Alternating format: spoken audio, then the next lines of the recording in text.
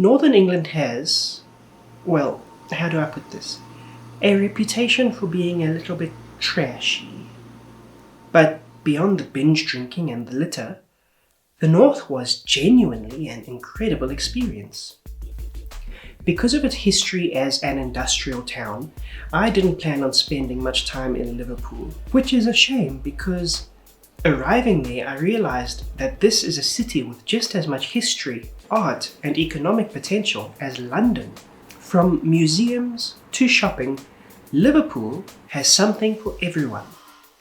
They also have this amazing statue of a banana lamb, which remains one of my favorite art installations of all time.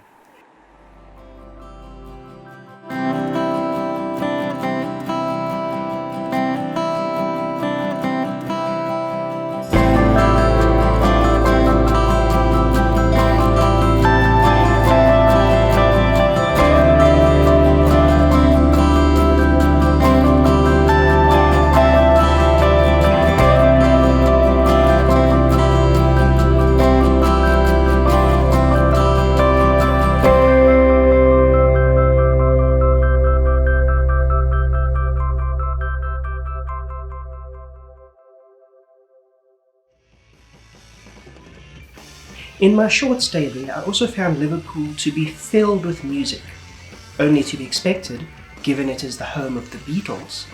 But I was lucky enough to experience a city-wide concert as I was passing through. Bands were setting up at various spots around town, and music filled the air for all.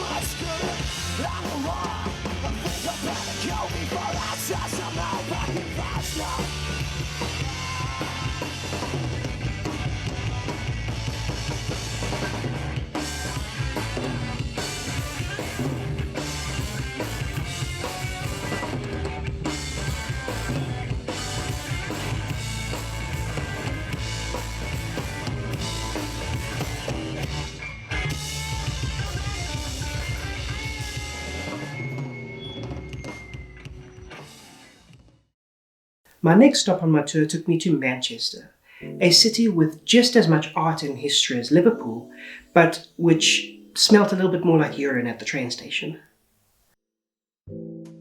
Manchester has perhaps the UK's largest LGBT scene outside of London, with the famous Canal Street being filled with colourful flags and fun clubs and cafes. Of course, there is more to queer culture than glitter and parties. The LGBT community in the UK, and indeed globally, has long faced violence and discrimination. Alan Turing, memorialised in Manchester, made significant contributions to cracking Nazi codes during World War II and revolutionised the field of computer technology. Yet, for being gay, he was chemically castrated and eventually went on to commit suicide. Of course, despite ongoing backlash against the LGBTI community, things are, generally speaking, better now than they were in the days of Alan Turing. This is largely thanks to the tireless efforts of countless activists and community organisations who have worked to advocate for LGBTI rights and provide safe and affirming spaces for youth and other marginalised groups within the LGBTI community.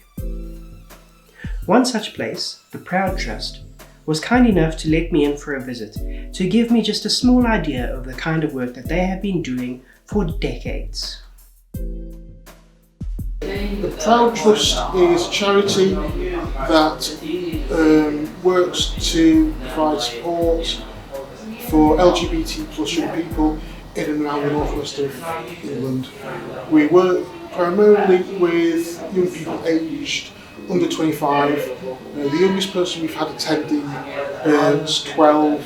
The oldest we've had has been 25. Actually coming to the building, it doesn't feel like a group or somewhere where it's an organisation. It kind of feels like an extension of family. One of the positive things about this group is that you can feel like being LGBT isn't the only thing about you, but there's a space where you can feel comfortable either to express your identity or to question it, think about it, see where you fit into a wider community. So there's an opportunity to socialise with other young people, which, unfortunately LGBT young people have been robbed of that.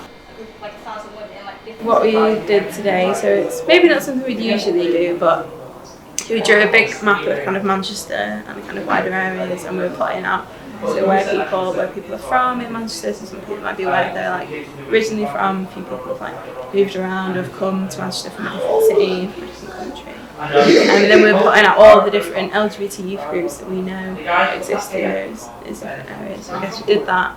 I guess because you're here to maybe show you kind of what a kind of LGBT youth map of Manchester kind of looks like, but I think also just to kind of remind people that there's more than just this in this group, because it can feel we're in the little cocoon.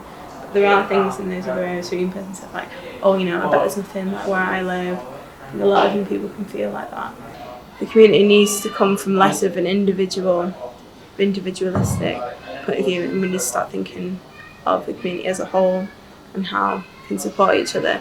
So supporting each other might mean that we acknowledge some of the differences we have, some of the privileges that we have, but I think the more and more we head towards just being very individual, so being my identity, how I feel, how I see the world, I think the more we feed into that, the less people are going to thrive, really, because we're up against some pretty, some tough stuff, I think going back through kind of Manchester's history in terms of social, political change, economic change, I think it's one of the few places in the country that is always driven to equality, to inclusion, acceptance of diversity. And so I hope that it will continue to do that. I know things aren't moving as fast as people want it to move. I know that there's still a long way to go.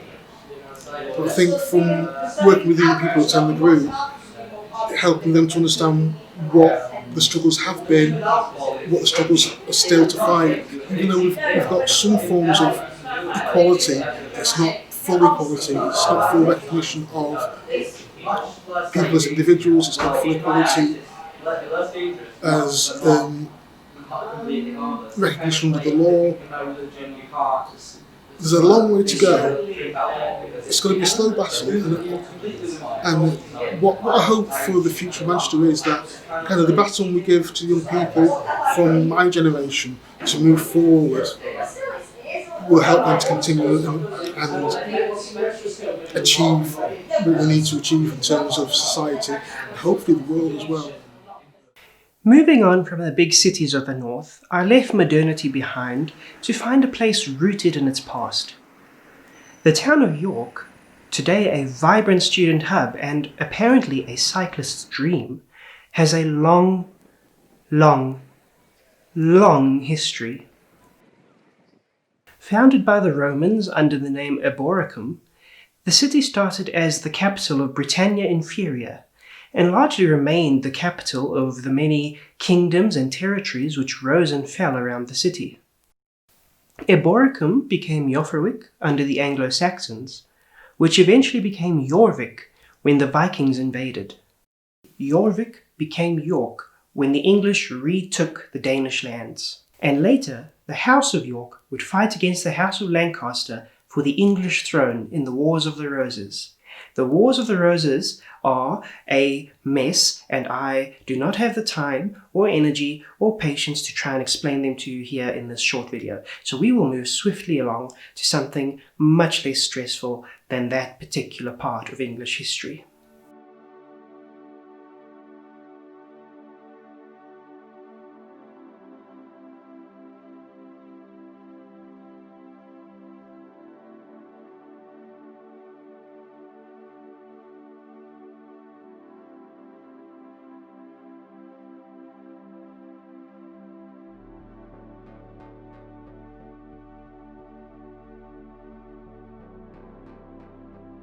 Before leaving York, I made a stop at the National Rail Museum. I figured that since much of my journey was by train, it would be apt to learn about the history of my mode of transport.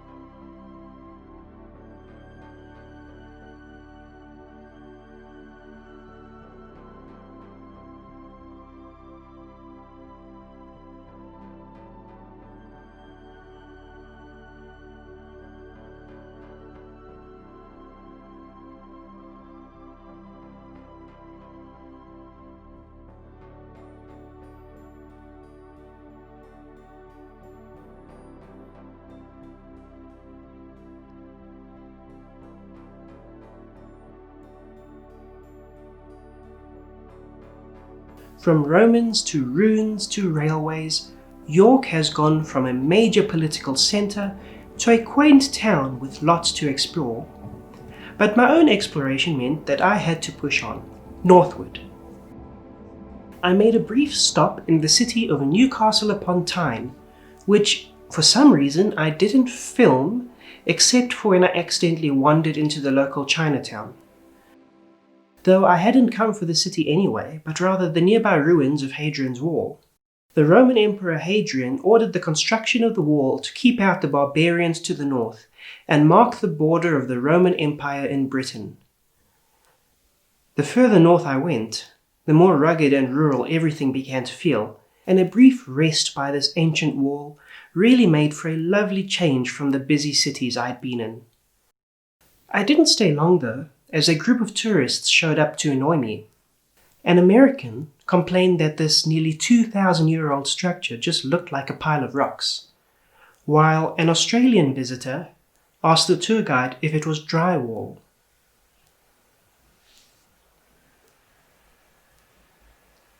Drywall.